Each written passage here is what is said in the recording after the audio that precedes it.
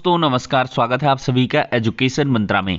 दोस्तों बीएड बनाम BTC supreme court order में बहुत जल्द आपको खुशखबरी मिलने वाली है। इससे संबंधित न्यूज को हम शेयर करेंगे और DSSB PRT 2023 का पैटर्न क्या होगा, पाठ्यक्रम क्या है और इसकी तैयारी कैसे करें, UPSSC वीडियो री एग्ज़ाम में वैलिडेट कौन से कैंडिडेट करेंगे और साथ ही साथ यूपी बोर्ड 100 सालों में सबसे पहले या सबसे तेज इस बार परिणाम देने वाला है।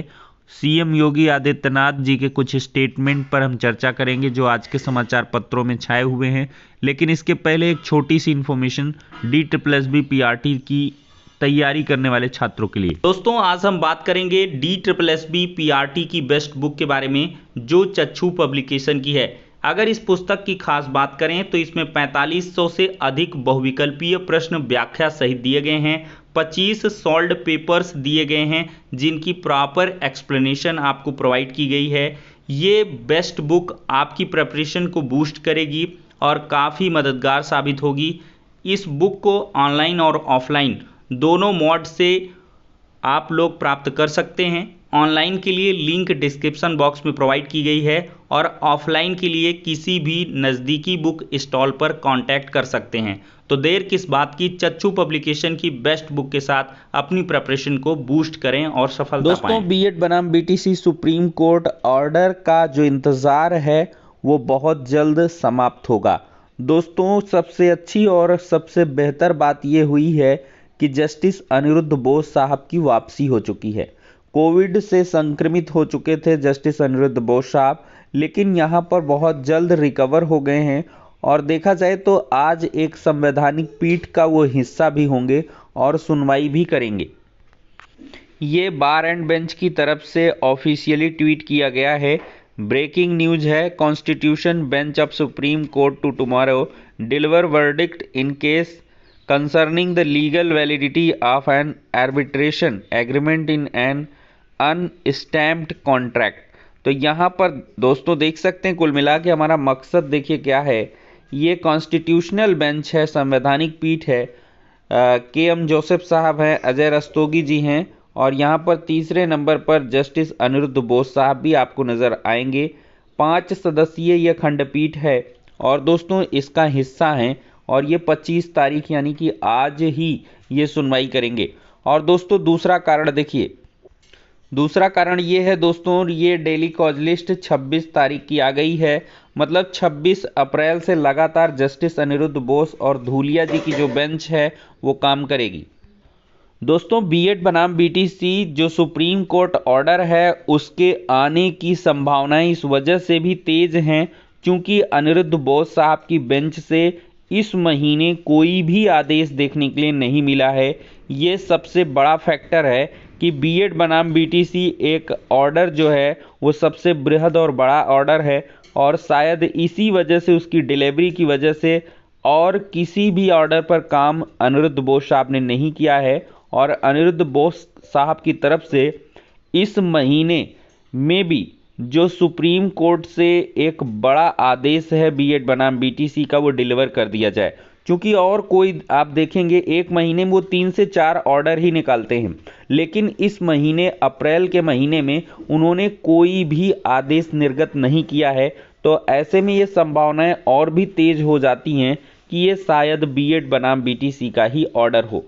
खैर दोस्तों ये जो ऑर्डर की इन्फॉर्मेशन होगी वो आपको सप्लीमेंट्री कॉज लिस्ट में देखने के लिए मिलेगी। जैसे 26 तारीख की सुनवाई में सप्लीमेंट्री कॉज लिस्ट आज अपडेट हो जाएगी 25 को। तो अब एक एक दिन काफ़ी इंपॉर्टेंट रहने वाला है। कभी भी आपका जो सुप्रीम कोर्ट का ऑर्डर है वो सुनाया जा सकता है। तो बहुत जल्द ईश्वर से इंतज़ार करिए, प्रार्थना करिए कि आपका आदेश जल्द से जल्द आए और इस विवाद का जो समापन है वो हमेशा हमेशा के लिए हो जाए। दोस्तों अगली अपडेट है DSSB PRT 2023 को लेकर। दोस्तों लगातार हम DSSB को कवर कर रहे हैं और DSSB की तरफ से आपको PRT की वैकेंसी इसी साल देखने के लिए मिलेंगी और इसका पाठ्यक्रम काफ़ी मज़ेदार है। दोस्तों आपको दिखाते हैं। दोस्तों आसान सा एग्ज़ाम पैटर्न है, 200 क्वेश्चंस आपको मिलेंगे और इनके 200 नंबर रहने वाले हैं और इसी 200 नंबर के पेपर से आपका सिलेक्शन होगा। पहले आप देखेंगे तो जनरल अवेयरनेस के 20 क्वेश्चन हैं, 20 नंबर का रहेगा। General intelligence and reasoning ability के 20 क्वेश्चन रहेंगे और 20 नंबर रहेंगे, मतलब एक जीके जीएस का 20 क्वेश्चन और रीजनिंग का 20 क्वेश्चन। फिर मैथमेटिक्स, इसको कहेंगे अर्थमेटिकल एंड न्यूमेरिकल एबिलिटी के 20 क्वेश्चन और 20 नंबर हो गया। फिर इंग्लिश लैंग्वेज आपका परखा जाएगा 20 क्वेश्चन 20 नंबर का। फिर हिंदी लैंग्वेज के 20 क्वेश्चन 20 नंबर के। फिर आपका सब्जेक्ट कंसर्न्ड है। ये दोस्तों कुल मिला के पेडागोजी आप मान के चलिए, ये सीडीपी है और ये 100 नंबर की आएगी। 100 क्वेश्चन रहेंगे तो सबसे ज़्यादा जो रोल है दोस्तों वो पेडागोजी का है। तो पेडागोजी आप भरपेट पढ़िए, 100 नंबर की पेडागोजी आएगी। और दोस्तों यहाँ पर बाकी का जो कंट्रीब्यूशन है वो 100 नंबर का है। तो कुल मिला के दोस्तों यहाँ पर 6 पार्ट दिखेंगे। 5वां पार्ट सबसे ज़्यादा है और इसमें सबसे ज़्यादा नंबर भी आपको मिलेंगे। तो इस हिसाब से आप लोग तैयारी करें। कोई भी इंटरव्यू की इसमें चीज़ नहीं है पीआरटी के एग्ज़ाम में। और दोस्तों सबसे बड़ी बात यह है कि आपके पास सीटेट होना चाहिए। सीटेट होगा तभी आप DSSB का फॉर्म भर पाओगे। अब दोस्तों हम बात कर लेते हैं वीडियो री एग्ज़ाम 2018 जो आपका जून महीने में होने वाला है। दोस्तों इसकी पूरी इन्फॉर्मेशन है इंटरनल कि जून महीने में ये आपका एग्ज़ाम कंडक्ट कराया जाएगा। और दोस्तों जून महीने के एग्ज़ाम के लिए बहुत सारे छात्र परेशान हैं कि हमारा कब का CCC वैलिड होगा। तो दोस्तों यहाँ पर देखा जाए तो मई 2018 के पहले अगर आपका रिज़ल्ट आ गया था, आई थिंक 29 मई वो डेट है, 29 मई 2018 के पहले अगर आपका रिज़ल्ट आ गया है, भले ही सर्टिफिकेट जनरेट नहीं हुआ, तो मई महीने वाले जिनका रिज़ल्ट आ गया था सर्टिफिकेट नहीं आया था वो लोग वैलिड हैं। ठीक है, पॉइंट नंबर 1।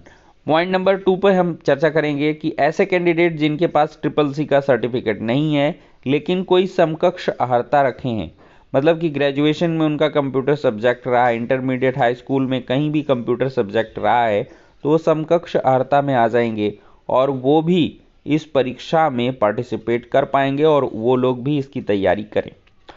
नंबर 3 पे ऐसे कैंडिडेट हैं जिन्होंने वीडियो एग्ज़ाम 2018 में पार्टिसिपेट नहीं किया था, उन्होंने फॉर्म भरा था लेकिन वो किसी कारणवश परीक्षा नहीं दे पाए थे, तो वो लोग भी टेंशन फ्री रहें, वो लोग भी आराम से एग्ज़ाम दे पाएंगे, उनको कोई भव बाधा नहीं है। आप लोगों का भी एडमिट कार्ड इशू होगा, सभी लोगों को मौका दिया जाएगा और वो लोग परीक्षा दे पाएंगे। तो ऐसे सारे कैंडिडेट्स ज़्यादा से ज़्यादा इस वीडियो को शेयर करें जो इससे प्रभावित हैं या इससे संबंधित क्वेरी रखते हैं, और जिससे कि सभी की मदद हो सके और आप लोग लगातार तैयारी करें। दोस्तों सीएम योगी आदित्यनाथ माफियाओं पर लगातार कहर ढा रहे हैं और उनका कहना है कि माफिया पर आंसू बहाने वाले भी नहीं बचे। मुख्यमंत्री योगी आदित्यनाथ ने सहारनपुर, शामली और अमरोहा में जनसभाएं की। अब तीसरे इंजन की जरूरत है, ऐसा योगी आदित्यनाथ जी ने कहा कि केंद्र की मोदी और योगी सरकार यूपी की डबल इंजन से विकास कार्य कर रही है। अब शहरों और कस्बों के विकास के लिए तीसरे इंजन की भी जरूरत है। निकाय चुनाव में भाजपा प्रत्याशियों को जिताकर विकास की गति को आगे बढ़ाएं। हर माफिया की ढोलक बजाकर मिला रहे रसातल में। पूर्वजों की विरासत के रूप में अमरोहा जिले की परंपरागत प्रोडक्ट ढोलक थी। तो दोस्तों देखा जाए तो यहाँ पर इन्होंने बड़ा बेहतरीन स्टेटमेंट दिया है। मुख्यमंत्री योगी आदित्यनाथ ने कहा कि यूपी में नो कर्फ्यू नो दंगा, अब यहाँ सब चंगा। धमकी देने वाले माफिया अपराधी अब अतीत की बात हो गए हैं, उन पर कोई दो बूंद आंसू बहाने वाला नहीं बचा है। सीएम योगी आदित्यनाथ ने नगर निकाय चुनाव प्रचार अभियान के पहले दिन सोमवार को सहारनपुर, शामली, अमरोहा में जनसभाओं को संबोधित करते हुए माफिया पर करारा प्रहार है वो किया है। दोस्तों यूपी बोर्ड आज की डेट पे ऐतिहासिक रिकॉर्ड बनाने जा रहा है। 100 साल में पहली बार इतना जल्दी परिणाम आएगा। और दोस्तों देख सकते हैं ये 2011 से अब तक का रिकॉर्ड दिया है, जहां पर मई और जून में ही आया है, लेकिन जो इस बार का रिजल्ट है वो आपका 25 अप्रैल को ही जारी हो रहा है। इंटरमीडिएट और हाई स्कूल के रिजल्ट 1:30 बजे के बाद आप कभी भी देख सकते हैं। तो दोस्तों ये हो गया आज का इंपॉर्टेंट वीडियो। पसंद आया हो तो लाइक एंड शेयर करें। नेक्स्ट वीडियो में मिलते हैं।